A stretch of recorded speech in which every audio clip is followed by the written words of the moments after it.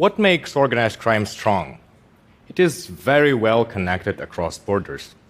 Criminal leaders can cooperate over long distances, build efficient logistics, and hide their wealth across many jurisdictions. How do we know about this? One of the reasons is journalists. We are often the first ones to reveal the enormous schemes of organized crime networks. At some point, journalists started connecting across borders too. During the last decade, there was a number of groundbreaking cross-border investigations that had dozens of media organizations working together. Panama Papers is probably one of the most famous of such cross-border journalism collaborations. It had more than 100 media working on it. It affected countries on every continent. More importantly, it led to more than $1 billion to be recovered to the economies of the countries they were stolen from. Now let's take a look at maps that show which countries were featured in 3 major global investigations from 2016 to 2021. So this is Panama Papers, Paradise Papers, Pandora Papers. As you can see, some countries keep being blank spots on these maps, and one of them is Kyrgyzstan, my home country. Does it mean there is no organized crime in Kyrgyzstan? Or maybe no corruption? No way. There is a lot of corruption in my country, and organized crime is a pretty powerful force. Kyrgyzstan was just not covered in major global investigations for a very long time. I'm one of the founders of KLOP, a very unusual media organization that I co-founded in Kyrgyzstan back in 2007 with my friend Rinat.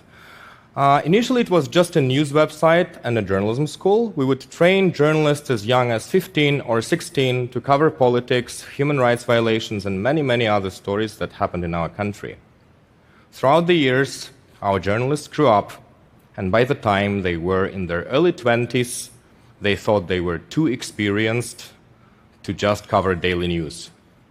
They wanted to take on more involved stories, and they were eager to make a difference in Kyrgyzstan. So we started publishing bigger investigations with our young and engaged journalists. But there were some difficulties, though. In some cases, we did not have enough resources or experience to work on very complicated stories, and sometimes it was just too scary. For example, once we even received a death threat for trying to investigate criminal activities of then President's son. And the problem was we didn't know who could protect us, and we eventually had to drop this investigation.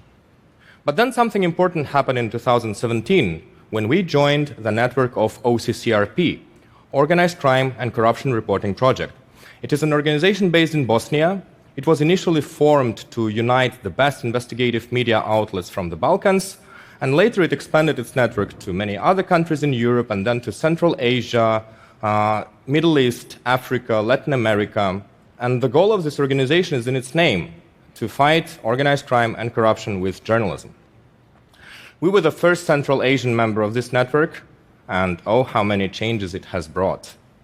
We turned Kyrgyzstan from a blank spot on the map into a country where organized crime and corruption are investigated as never before. In 2019, we joined our efforts with OCCRP and also with Radio Liberty, a media organization based in Czech Republic, and Bellingcat, an investigative media center from the UK. And together we published a series of investigations about an underground cargo empire, a secretive family clan that transported goods from China to Central Asia and didn't pay all the taxes and tariffs, if you know what I mean. In order to do that, they bribed the Kyrgyzstan's customs service. And a significant chunk of this bribe went to this person, Raimbek Matreimov, the deputy head of Kyrgyzstan's customs. Our investigations revealed that even high-ranking officials in Kyrgyzstan are involved in corruption, poisoning their whole institutions with the worst possible practices. People in Kyrgyzstan were outraged when they read this, and this led to an unprecedented chain reaction. So first, there were protests in Kyrgyzstan because of what was published in the investigation itself. A year later, in 2020, even larger protests happened when some of the politicians who were featured in our investigations had their party taking second place in the parliament elections. As a result of these larger protests, parliament election results were annulled, government was changed, and eventually the president of the country was forced to resign.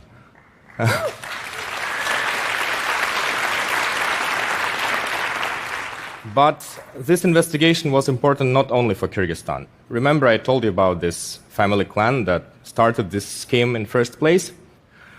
They earned a lot of money in Central Asia. We revealed and had evidence of at least $800 million that went through their business, and the real figure might be even higher. And where exactly did they spend their money? Well, they bought this house in Los Angeles, California, and this mansion in the UK. They started a construction project in Augsburg, Germany.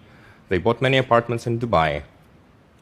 In other words, there is probably no such thing as local organized crime investigation. Because of how organized crime is structured, almost every investigative story about it has at least a regional significance.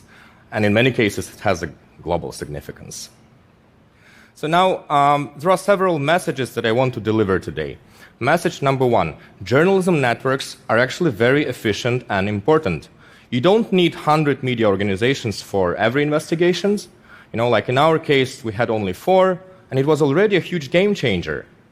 And for local media organizations like CLOP, this is also a safety measure. As I mentioned before, working on investigations alone is scary. Within our network, we not only share knowledge or resources, but we also care about each other and we keep each other secure. Message number 2, support local media organizations all around the world. When global journalism collaborations first began, it was mostly media from Europe or the Americas that would have a leading role, as they had the greatest resources. But media organizations from other continents are very important too. We have unique expertise, insights, and connections. Before I move to the third and final message, I want to share something personal with you. Last year I moved to Ukraine because CLOP planned to start a new regional media project there. And we are now forced to do it in another country because this man was belligerent enough to invade Ukraine, the country that became my second home. But I want to highlight a role of another country in this war, Belarus.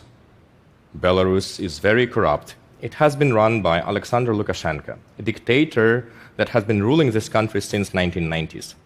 Lukashenko did something unthinkable. He provided the territory of Belarus to the Russian army to attack Ukraine from the north. One of the similarities between Belarus and Kyrgyzstan is that both our countries are small and get little attention from global media. At the same time, for decades, local media in Belarus did not have enough resources or safety measures to thoroughly investigate Lukashenko and corrupt officials around him. The thing is, Lukashenko is not really a super powerful leader of global magnitude. Unlike Putin, he could be weakened years ago. What helped him stay in power was massive pressure on civil society, on local media, and lack of financial measures from other countries. If global community took stronger action against Lukashenko, if local media were stronger and better linked with global networks, I believe Russia could have lost its key ally a long, long time ago. A better timed, collaborative journalism investigation could save many lives. So here I come to my final message.